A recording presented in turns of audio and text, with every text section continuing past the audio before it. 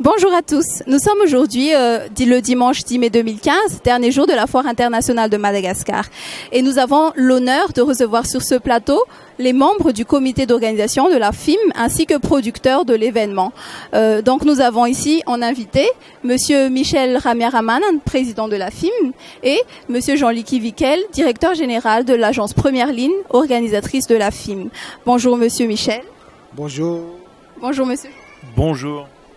Alors, vous êtes à vous deux, un peu le duo qui forme la tête du comité d'organisation. Mais avant la FIM, est-ce que vous pouvez un peu nous parler du parcours que vous avez eu avant cet événement ? Alors, je dirais que ce soit Jean-Luc ou moi-même, nous avons eu un parcours plutôt dans le domaine de la culture, enfin, qu'on appelle aujourd'hui l'industrie culturelle. Voilà. Et effectivement, nous avons à ce moment-là eu l'occasion de tester tous les outils nécessaires pour pouvoir mettre en place un système de promotion. Alors, à cette époque-là, me concernant, on peut parler de médiation culturelle.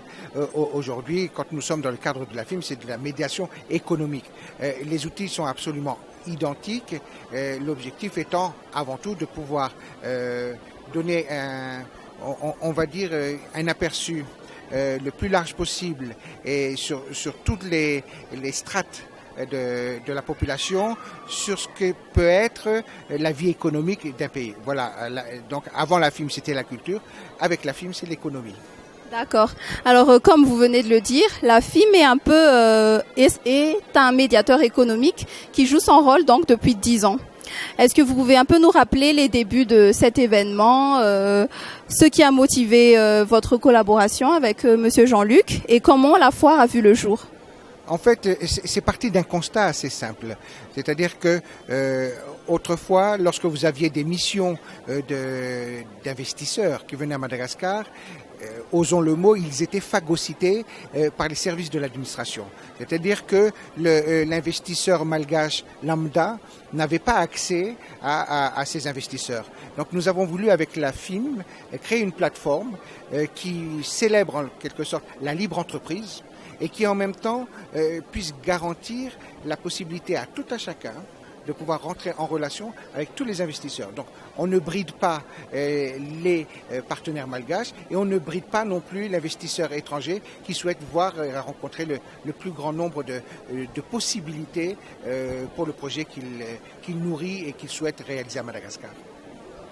Donc, en un mot, pour vous, quelle est vraiment la vocation de cette foire internationale de Madagascar ? Alors, sa vocation, je dirais, et ça sert en quelque sorte de booster, de levier de croissance, et effectivement en même temps de révélateur des avantages ou inconvénients qui peuvent exister dans le pays. Puisque la fonction d'un tel événement, c'est aussi de faire en sorte que l'on puisse améliorer le climat des affaires, améliorer le niveau d'attractivité économique du pays. Vous savez, un investisseur, quand il vient dans n'importe quel pays, il y a ce qu'on appelle le ressenti. Et le ressenti est constitutif véritablement de la confiance. Vous savez, sans confiance, rien n'est possible. Et effectivement, la FIM contribue à apporter de la confiance dans la vie économique du pays.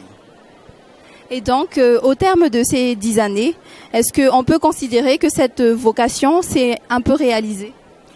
Alors, soyons clairs, si on devait considérer l'agenda politique du pays, nous avons eu des hauts et des bas. La FIM a été en progression constante. Quelle conclusion doit-on en tirer ? Eh bien, c'est très simple. C'est-à-dire que nous sommes parvenus progressivement à ce qu'il y ait un niveau d'appropriation par les secteurs privés malgaches concernant cette FIM. C'est-à-dire que maintenant, quand un opérateur vient à la FIM, il sait exactement ce qu'il cherche. Et nous pensons que nous avons largement contribué à améliorer les performances économiques du secteur privé malgache. Vous l'imaginez bien, la FIM, c'est de l'événementiel. Alors évidemment, l'événementiel, selon la nature, nous devons apporter des outils complémentaires pour lui assurer le plus grand retentissement possible. Je dirais qu'une des grandes innovations qu'on a pu réaliser cette année, c'était notamment à travers l'utilisation des réseaux sociaux qui nous donne accès potentiellement à plusieurs centaines de millions de personnes dans le monde et qui viennent accompagner nos efforts que nous avons déjà entrepris depuis 3 ans d'améliorer l'internationalisation de cet événement. Par exemple, on peut voir nos spots de publicité sur France 24. Nous sommes la seule entreprise malgache à avoir ce rayonnement international à travers les médias. Donc nous sommes assez fiers de ce travail et effectivement aujourd'hui vous avez des opérateurs locaux comme Blue Line ou bien l'agence Prestacle à travers sa maîtrise de l'outil audiovisuel qui nous amène un plus et qu'apprécie tout le monde puisque effectivement grâce à ce travail nous l'espérons, après les patrons, on va faire en sorte que la population puisse s'approprier la chose économique. D'accord. La FIM est bien sûr une foire internationale. En tant qu'événement international, elle accueille des sociétés originaires de plusieurs pays. Est-ce que vous pouvez un peu nous parler de la proportion de pays représentés à cette foire ? Alors, je veux dire, jusqu'à il n'y a pas très longtemps, l'année dernière, nous étions, si on considère l'aspect statistique, dans un ratio 65% d'entreprises étrangères et 35% d'entreprises malgaches. Cette année, on assiste exactement à l'inverse, c'est-à-dire 65% d'entreprises de droit privé malgache et 35% d'entreprises étrangères. Alors évidemment, le volume de stands a augmenté, mais malgré tout, il nous semble important de relever cette statistique puisque c'est d'une certaine façon une forme de validation par le secteur privé malgache que le niveau d'expertise mis en place à travers l'équipe d'organisation de la FIM s'est amélioré et on peut considérer que c'est un point positif pour l'avenir et le développement du pays. D'accord. Cette année, vous avez choisi La Réunion comme spécial guest. Qu'est-ce qui a motivé ce choix ? Alors, moi, à titre personnel, je suis depuis de très longues années attaché à l'Indian Océanie. Notre objectif, il est simple, c'est-à-dire que nous avons la conviction qu'il faut donner sa chance à l'intégration économique régionale. Et effectivement, ça passe pour nous cette année, ça passe par La Réunion, parce qu'effectivement La Réunion est un des partenaires majeurs de cette intégration économique régionale et c'est aussi une certaine façon pour nous de réaffirmer auprès de tous notre volonté de vouloir favoriser l'émergence d'un nouveau pôle mondial de croissance.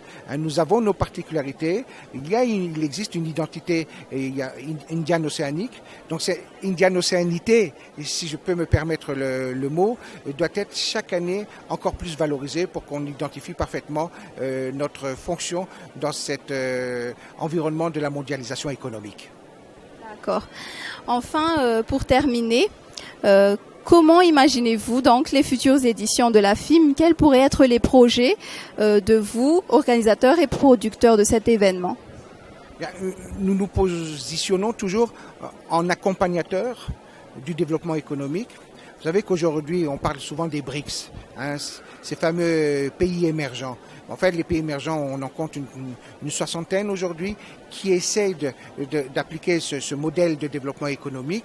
Et nous avons le sentiment que avec les décisions qui sont prises au niveau gouvernemental, notamment la future création de zones économiques spéciales, eh bien réellement, ça va répondre aux attentes, à l'attente du secteur privé qui souhaite qu'on puisse rapidement prendre la décision de mettre en place tous les outils qui permettent au pays, enfin, de se développer et d'émerger économiquement à travers le monde.